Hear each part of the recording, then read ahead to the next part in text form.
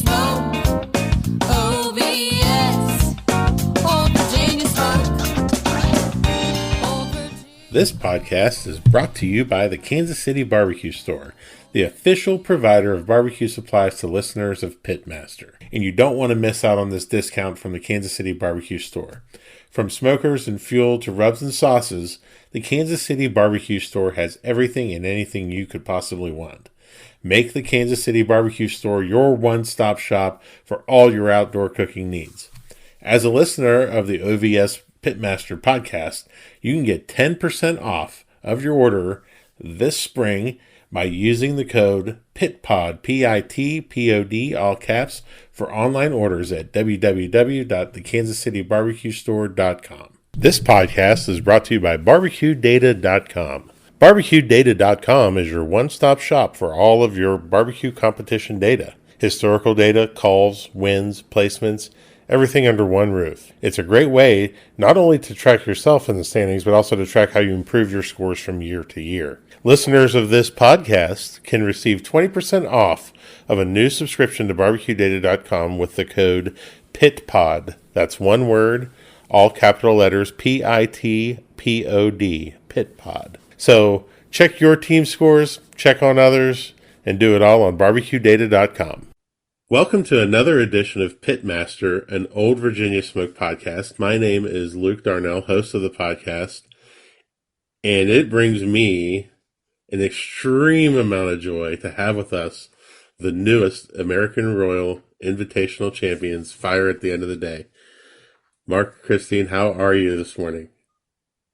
Great. Just kind of getting started here. Just set up in Lynchburg, getting ready for this weekend. But yeah, definitely off to a good start for sure. So that is an understatement. And several things to talk about, but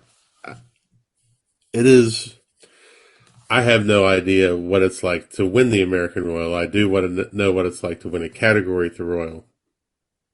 But I have to say the second most favorite thing at the Royal are when really good friends of yours win. And just the amount of joy that we felt. And like Kim and I ran across the lawn because we saw you. And then when I came up to you guys, you both had this look on your face like, what the hell just happened? yeah, pretty sure I left my body for at least a half an hour while things were happening and kind of going on. But yeah, not really sure how to describe it, but was a very special moment for sure, and completely unexpected, but really fantastic. Yeah, it was pretty special for sure. So. Yeah, you do your best cook and you expect to get a couple calls, right? Because that's your goal, right? You go to the American Royal, you want to hear your name called, and then it's just unbelievable when it's the last name called. It was unreal for sure. Yeah, it was. That was just a joyous night. A lot of joy. We ran over and gave you guys hugs. You went to the stage and got to watch all that. That was just. I got chills talking about it right now. Then to come over to the trailer later and help you guys celebrate, that was just, it's always, when good people win, I say this on the podcast all the time, when good people win, and it's rare that somebody that wins isn't a good person, it just makes it that much better. Yeah. And I also know that there's a lot of pride from the cooks up your way up in the Northeast as well. Yeah, and like I said to you that night, like it's definitely better with the friends, right? You know, the folks that we've kind of met with, cooked along the way, you know, been to classes, people we met that night, just being able to, you know, celebrate and enjoy with others made it that much more special, which was really great. So what was the best congratulations that you got that night? Do you have a favorite one? You know, Darren was pretty special. You know, him coming over, sharing his Hall of Fame night with us. You know, some of the advice that he had given us, doing the victory lap in the golf cart was really special for sure. You know, just knowing all the things that he's done with barbecue and the kind of guy that he is, and being able to take that time and be able to share that was really special. That's pretty cool. He kind of, during his Hall of Fame speech, he kind of put it out there that that's how you should be. And then to follow it up immediately with exactly what he said, I thought was pretty legendary. Yeah.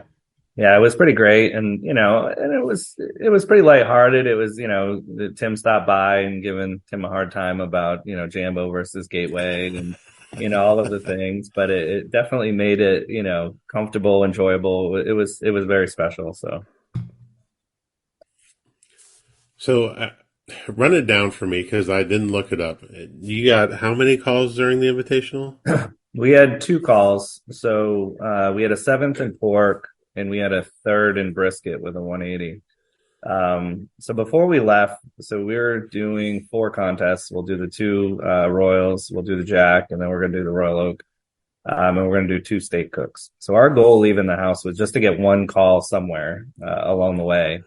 And then we ended up with the pork. So we were, excited about that. And then we had just gotten back to our seat, and then the brisket came, and we were on stage, 3-way tie, 3 180s and brisket standing on the stage. And we were kind of bummed because, well, it was great that we were on the stage, but we were kind of bummed because we were so close to the big square trophy.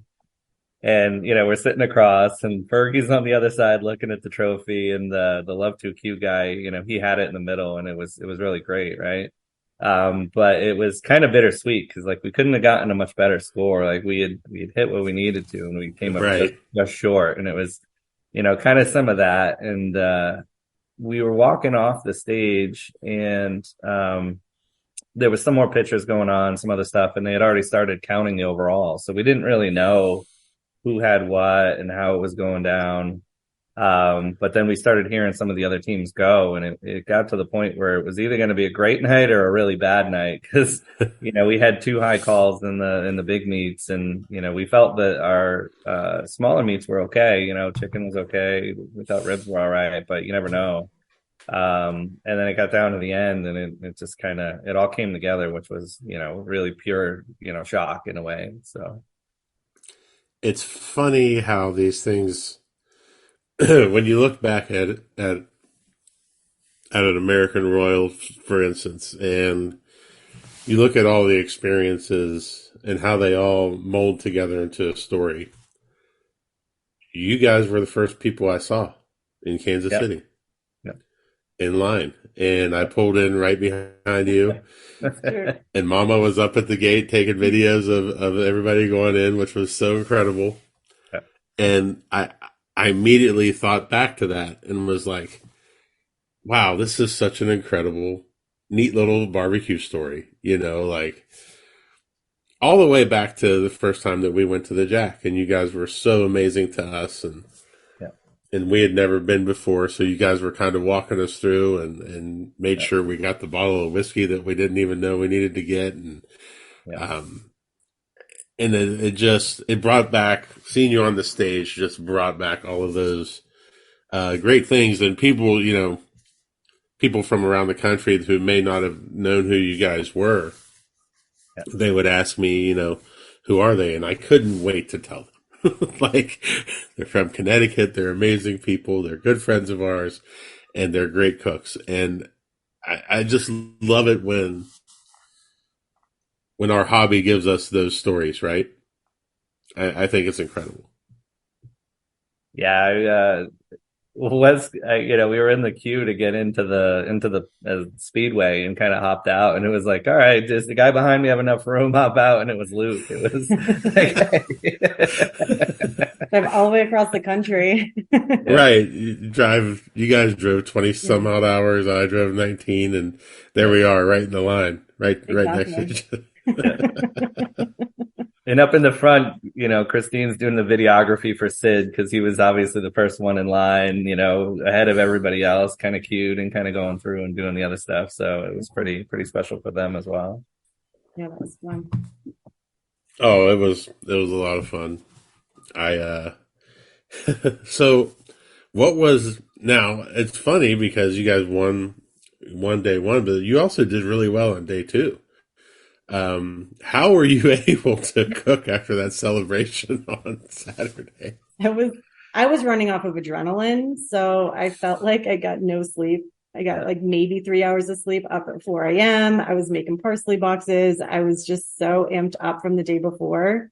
Right. So I felt like I was wide awake. It was like someone injected me with caffeine. I was just, able to go through the day, and it was a weird feeling and it was strange, but we were determined to do another cook, the same cook. We wanted to see if we could do as well. Right. So it was a challenge to us, and we were ready for it. So I think the thing that gave us a shot was we prepped out everything before we went to awards.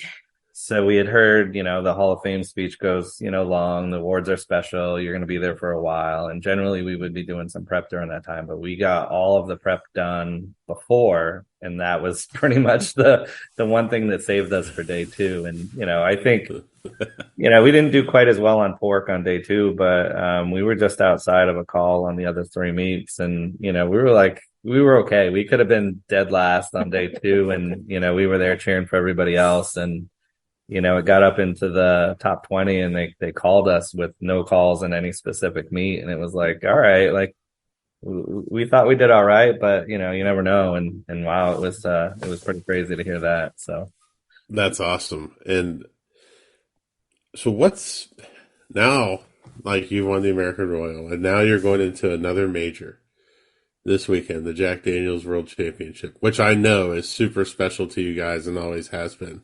Yeah. Your confidence levels kind of got to be a little high, yeah? We were talking about it in the ride here yesterday. We're feeling good about the cook, and, we just show up and we do what we do, right? So, how it scores, sometimes it goes your way, sometimes it doesn't. So confident in how we're cooking, yeah, but it's not like arrogance or expectation that we're gonna, come here and hit a home run. But we don't really cook against anybody else. We just have our fun, do our thing, and sometimes it works, sometimes it doesn't, and we'll cheer for the next guy. So it's one of those things that like I said, we had a goal for one call, and we've done that. So it's not really like a pressure, or anything along those lines. So yeah, looking to just have a good cook, I guess. See, everyone that's listening to this is why this couple is special and why they're awesome at barbecue. Always grounded, always just great people, and it's amazing. I can't wait to see what you guys do this week, man. I wish I was there with you. It's